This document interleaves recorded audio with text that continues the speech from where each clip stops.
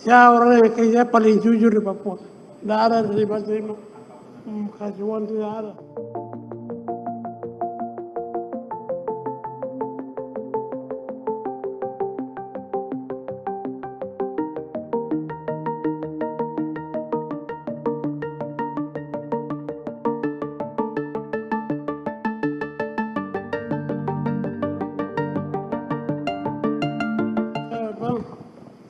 Mau sampaikan bahwa tidak pernah terima uang gratifikasi apapun namanya.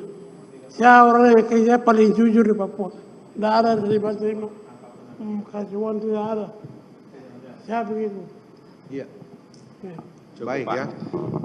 Jadi dia tidak ada pertanyaan ke saudara Lukas NMB tidak ada pertanyaan saudara, tapi langsung tanggapan bahwa keterangan dia merasa tidak pernah menerima, ya, apakah itu gratifikasi atau istilah apa yang dinyatakan oleh saudara terdakwa Lukas NMB, seperti itu, ya. Saudara bertetap pada keterangan saudara, bertetap pada keterangan yang saudara sudah sampaikan depan persidangan, sudah ya? Tetap.